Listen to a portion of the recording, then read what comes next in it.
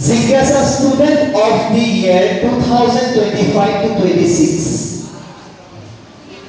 Jigyasa Student of the Year এই কথাটোৰ আৰত যিখিনি ৰুল আছিলে 2025 চনত সকলোকে মই অফিচিয়েল গ্ৰুপত কৈ দিছিলোঁ। প্ৰমিজিং ষ্টুডেণ্টৰ যিখিনি আছে সেইকেইটা আছে 90% ওপৰত পাবই লাগিব, প্ৰত্যেকটো ইভেণ্টত আহিব লাগিব। অলছো ক্লাছত ৰেগুলাৰ এটেণ্ডেন্স থাকিব লাগিব। এদিন ফটো হৈছে আগতে ইনফৰ্ম কৰিব তাৰমানে পাংচুৱেলিটি কিমান ডিসিপ্লিন মেইনটেইন কৰিছে এইটো চাইছোঁ।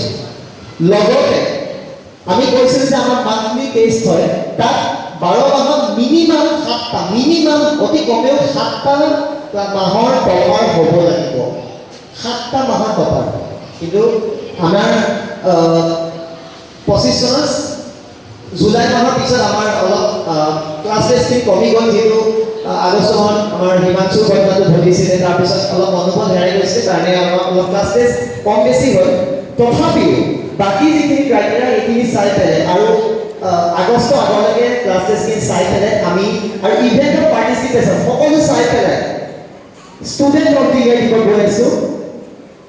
আৰু এই ষ্টুডেণ্ট অফ দি ইয়েৰ 2025-26 পাইছে বৰ্তমানৰ নৱম শ্ৰেণীৰ ছাত্ৰী তন্ময়ী বৰা। তন্ময়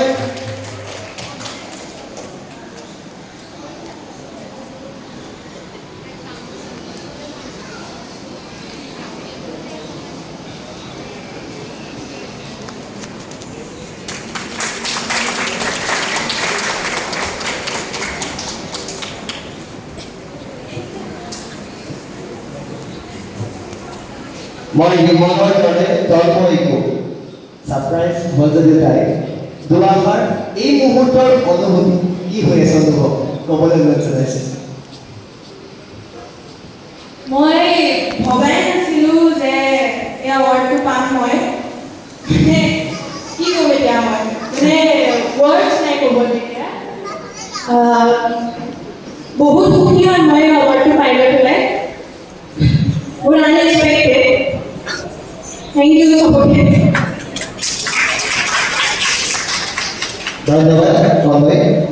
এতিয়া মই যিহেতু আমাৰ সময় বহুত কম হৈ গৈছে আৰু অৰ্কেষ্ট্ৰাৰো সাজু হৈ আছে, তথাপিও এই